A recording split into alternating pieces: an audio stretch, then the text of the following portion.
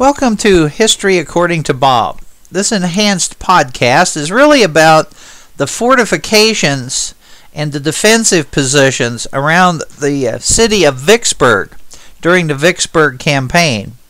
And as you can see, the siege of Vicksburg, or the Vicksburg campaign, runs from May the 22nd to July the 4th, 1863.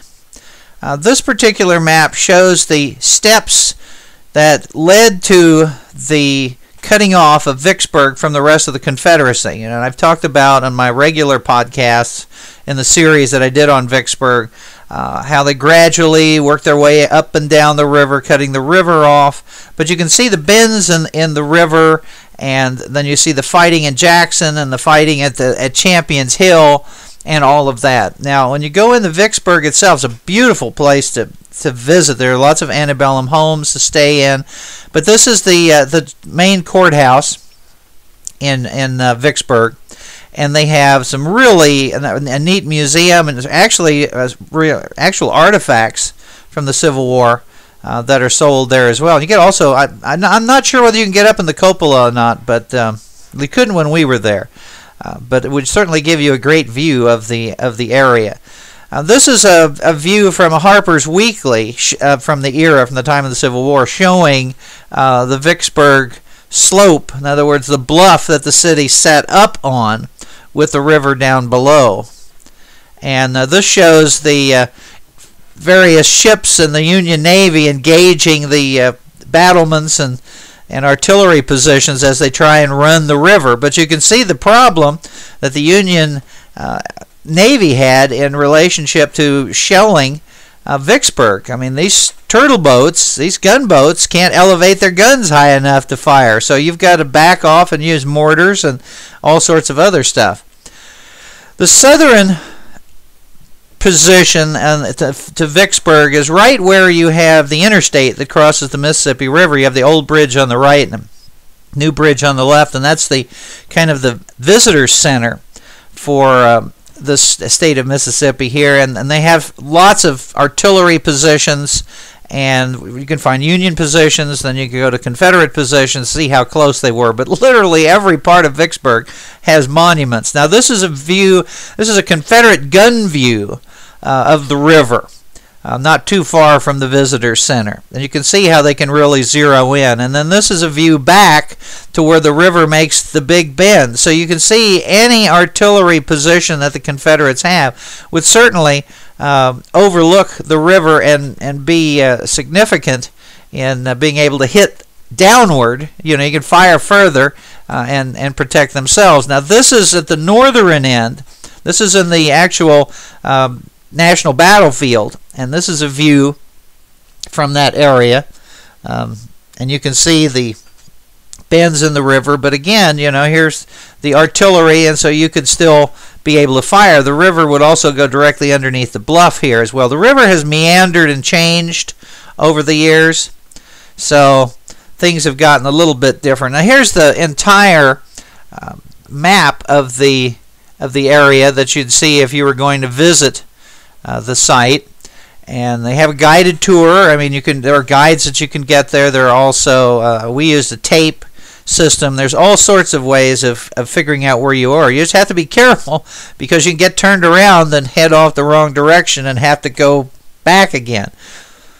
And then this is really near the city. This is some of the Confederate positions. You actually have 3 or 4 mounds of these redoubts, which had different levels of artillery on them with a different view. That one slide that I showed you with the artillery view of the bridges is actually at the top of this, and so these were pretty significant. And then here you have what's referred to as a redan, that you have a wooden dugout that's fortified that you can put artillery in to hold a position. They have one of these right by the visitor center in the battlefield, and they also have an artillery piece that a group of reenactors fires usually every hour or so, which is quite nice. But when you talk about redans, or in the Napoleonic War you talk about redoubts, this is what you're looking at, these fortifications on mounds at the top of hills. This is a view back behind, which shows the gun emplacement that you would have. Of course, it wouldn't have been concrete in those days. And then you have protected places underneath that you could put your crews in when they weren't fighting. It was only 98 degrees the day we were there. And again, this is back at the other redoubt, looking at the different levels of artillery fire. And then this is the wrong end to be on. This would be the the Union attacking position, and you can see what grape shot and things would do to you. And then again, a view, you've got the little entrenched area, and this is, these are all over the place, all over that arc that you have there on the battlefield. And of course, Confederate positions, they usually mark them there's a red marker, there's a blue marker for the Union positions. And when you see them close together, that's as close as the two ever got. Now you see, here's an example of this is a Union position marker, but this is viewed from a Confederate location. So the Union was down back in the woods or back down at the bottom, and they're working their way up the hill. And as you can see, off to the right side of the screen, you'll see this zigzag.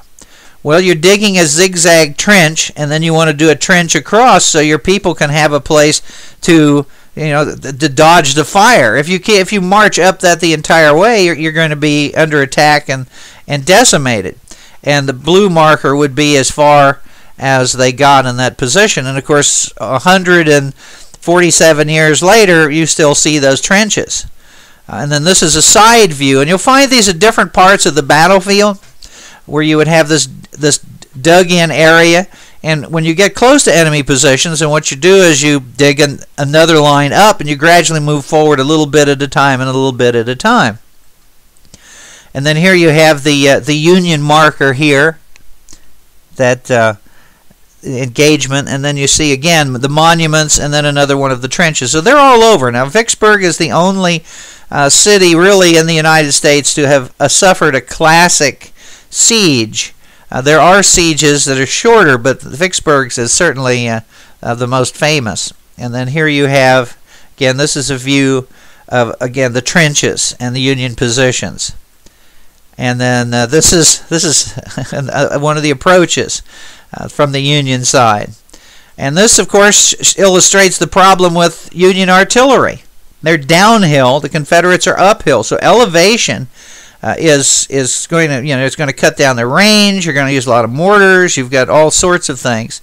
And then, of course, you've seen some of the monuments. This one is the Missouri Monument, because there was a unit on the Confederate side and there was a unit on the Union side. And so they combined the two of them. And then one of the most interesting is the Wisconsin Monument. And the top of it, that's Old Abe. Old Abe was a mascot for this Wisconsin unit. It was a bald eagle, and during the combat it would fly over the battlefield. So that was their mascot. So there's all sorts of different things at Vicksburg. But when you think about the siege and the positions, Grant early on in the siege made assaults on Confederate positions, and the casualties are so high that they just sat back and bombarded and tried to starve them out. Which is smart when you see for yourself those fortifications.